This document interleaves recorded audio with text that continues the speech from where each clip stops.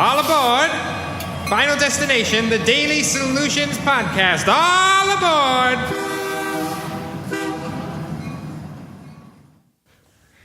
All right.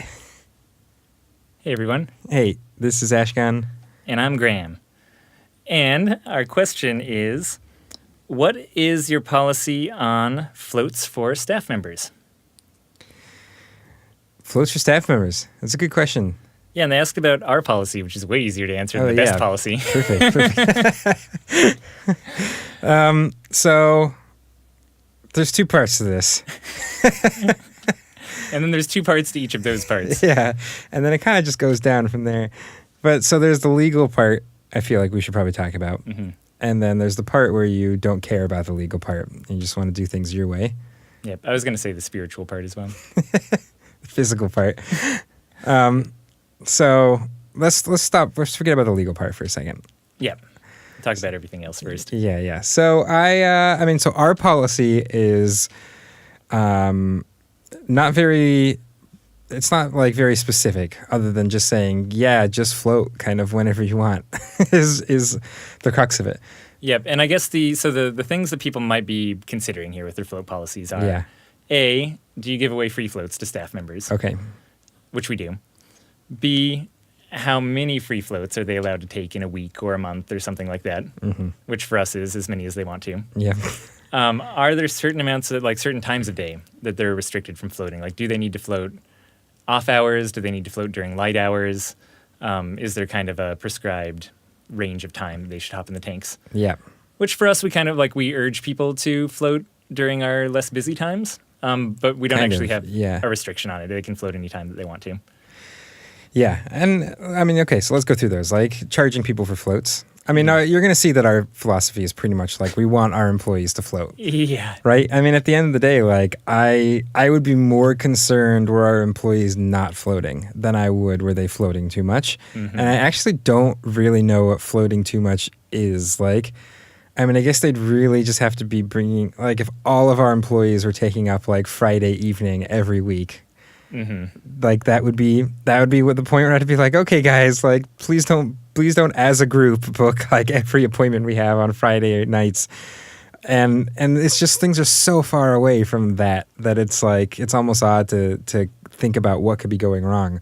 But in essence, like I want our employees to be floating for a lot of reasons. It helps the quality of our shop. They're in there frequently checking for temperatures and noise issues and, generally getting that kind of experience of being in the tank and looking at things, light leaks, stuff like that. It probably helps them. Like I like the idea that they're floating. They're probably more relaxed at work. Yeah. And that's a very frequent question you'll get when you're working a float center. Customers ask all the time, like, how often do you float? And like, how weird is it if the answer to that is like, like once every 6 months for someone who's working at the center? Like it's almost like a very powerful piece of marketing for people to respond like, I float about once a week to that question. And so, all those reasons, like I see no reason to be discouraging kind of our employees from floating. Or even better is I float every day. Yeah. Right? Even though that's taking up more floats on your schedule, like how cool is that when someone's like, oh, well, how often do you float? And the staff member is just like, I float every single day. Yeah. At 9 a.m. or whatever it is, like that's an awesome answer and really speaks to the benefits in that conversation. And we've had people do that. Our employees will, try to do 30 floats in 30 days or like these little kind of float challenges for themselves. And, I guess really the nervousness people might have is they're taking appointments that people would have been paying for. Maybe they're taking good appointments or things in the evening or weekends. But, honestly, like we haven't really been telling our employees, please don't float on weekends and stuff like that. Yeah. They work the shop. Like they know how it works. They book people in. They know our weekends are busy. They know our evenings are busy. And they try to not book at those times naturally, just from their own inclination of like wanting to kind of take care of the shop. And like often I'll look at our schedule if I see employees booked, they started putting notes on their own accounts saying, hey, if a customer really wants this time, feel free to just cancel my appointment and give it to them. Like, again, we never asked for them to do anything like that, but that was just their own instincts to be like, hey, I'm going to float here, but if someone really wants it, I'll just float it another time. And it became a trend. It's on like 2/3 or more of our staff's kind of important notifications on their profile. So like one staff member saw another staff member that had that on their profile and they're like, oh, that's a good idea. And then just copied it onto theirs.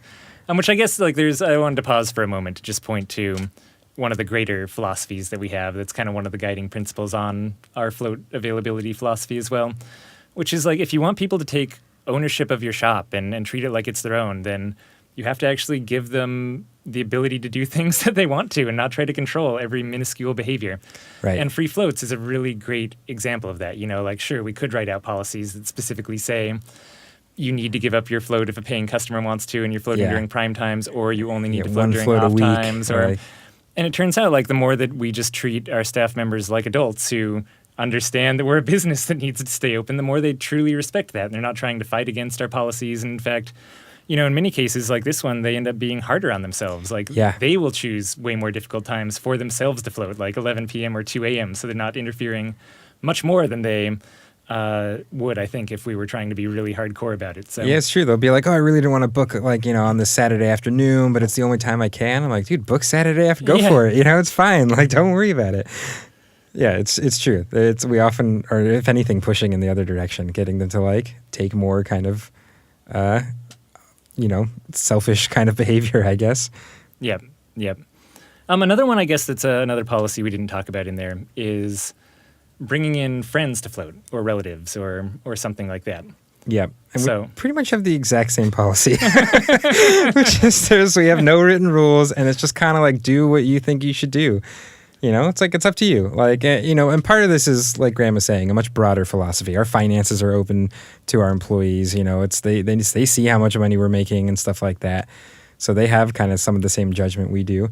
But it's just that, like, listen, if your cousin's in town, you want them to float, give them, you know, it's up to you. Give them a free float, or you think this person really deserves half off. Like, we don't have any rules. We trust your judgment. And exactly the same thing. People often end up being, like, way harder on themselves than we would be. I mean, I've had employees say, like, hey, you know, my brother's coming in town. Is it cool if I give him, like, 50% off? I'm like, it's your brother. Like, give him a free float. Like, you can float all day if he wants to. Like, yeah, and, you know, another benefit of doing things like this, and again, like, I think it's human instinct to not want to be that open. Right? Like, our brains kind of go into lawyer mode when we're thinking about worst-case scenarios here, right? And so, like, we want to control to make sure that worst-case scenario never pops up. And I guess it's nice to not assume the worst, but kind of assume the best and then wait to control things. It's like, you're not bound for this decision for the rest of your float life, right? Like, if you have an open policy about letting people float whenever they want, letting them bring in friends, you get to kind of sit back and see if that's abused. And in our case, it never is. Really. Like, I honestly can't think of a single case of abuse.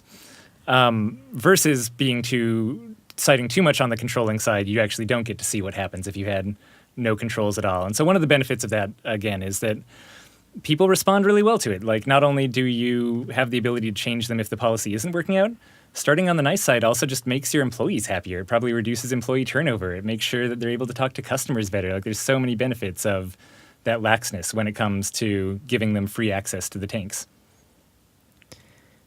All right, so the legal side of this.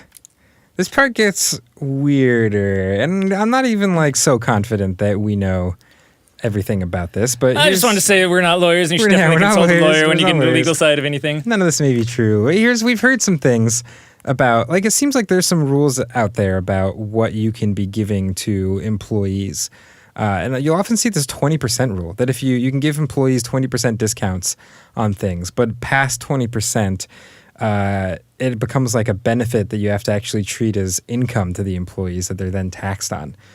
And, like, if that is a rule that exists, which it seems like it is, it also seems like it's absolutely widely ignored almost everywhere. Like, there's so many businesses, even really big businesses, that seem to be just, like, flagrantly ignoring that rule. So again, we don't really know. That's what we've heard, and I've been really confused about this kind of duality of seeing that rule on paper and seeing it not in practice. That makes me kind of question it a little bit. And the idea there, right, is that you're basically, like, wedging a benefit in there as a free service or something like that. So in our case, kind of giving away those floats should be treated as some kind of taxable income because the employee is getting a benefit from it. So, and I think a lot of stuff like this is complaint-based, you know what I mean? Like, you're going to get in trouble most likely if you have an employee, like, go and say, like, hey, this is what my employer's doing. And I think stuff like that doesn't tend to happen when you're being cool to people.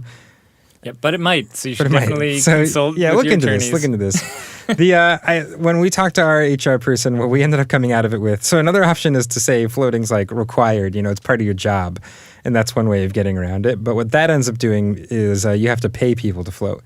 Because if it's part of their job, now they have to be clocked in while they're doing it, and that was a little bit further than I think we were able to go ourselves, actually paying people to float. So we have it listed now as optional voluntary training, ongoing training. I think that's voluntary ongoing training. That's what it is. So it's not mandatory. If it was mandatory training, then you'd have to pay people.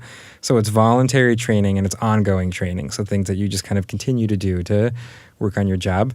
So yeah, voluntary ongoing training is kind of the legalese term we ended up throwing in our employee manual to. Which might not actually might be mean completely anything wrong. in the scheme of things. So just keep that in mind. Yeah, but that's the one step. It sounds nice. Yeah, it sounds really official, right? Almost seems like we know what we're doing. Yeah, but don't be fooled. All right, was there a third side, or was that just That's all the legal on other sides. side? That's all the sides. All right, if you guys have any more questions for us, you can always hop on to floatanksolutions.com/podcast. Send in your question. We may just answer it. And yeah. Catch you on the float side.